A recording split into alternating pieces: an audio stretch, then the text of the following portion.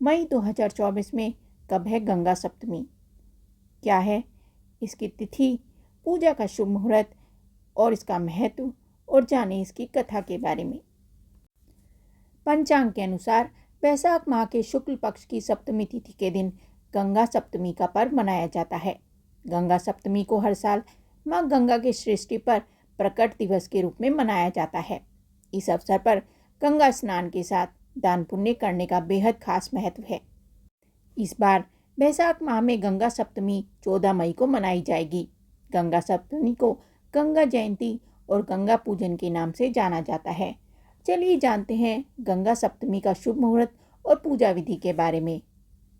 पंचांग के अनुसार वैशाख शुक्ल पक्ष की सप्तमी तिथि की शुरुआत 14 मई को सुबह 2:50 पर होगी और इसका समापन 15 मई को सुबह 4:19 पर होगा।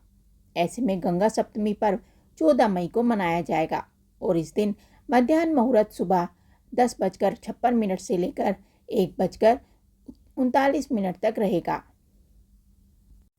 गंगा सप्तमी की पूजा विधि। गंगा सप्तमी के दिन ब्रह्म मुहूर्त में उठकर गंगा स्नान करें। अगर ऐसा संभव न हो तो घर में नहाने के पानी में गंगा जल मिलाकर स्नान करें।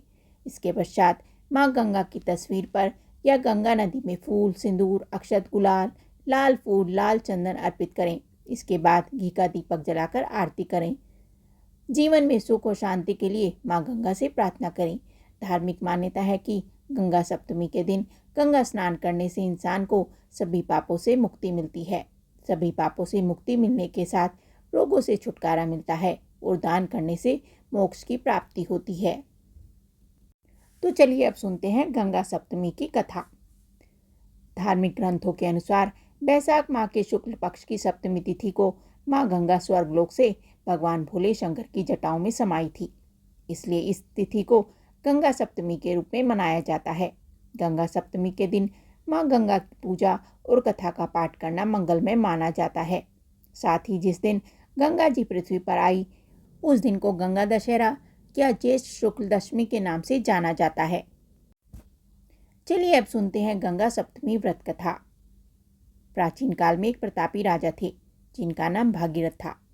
उन्होंने अपने पूर्वजों को श्राप से मुक्त करने के लिए माँ गंगा को धरती पर लाने का प्रयास किया। इसके बाद उन्होंने कठोर तपस्या कर माँ गंगा को प्रसन्न किया और उनसे धरती पर आने का आग्रह किया।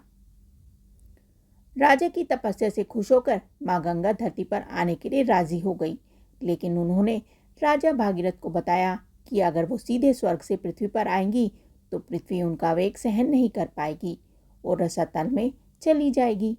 माँ गंगा की ये बात सुनकर राजा भागीरथ संकट में पड़ गए।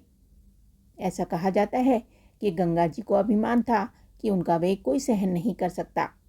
समस्या के समाधान के लिए राजा भागीरथ ने भक्तों के दुख हरने वाले भगवान भोले शंकर की आराधना शुरू कर दी। भक्त की तपस्या से खुश होकर भगवान शिव शंकर प्रकट हुए। तब भागीरथ ने उन्हें अपनी समस्या बताई, जिसके बाद शिव जी ने राजा को समाधान दिया।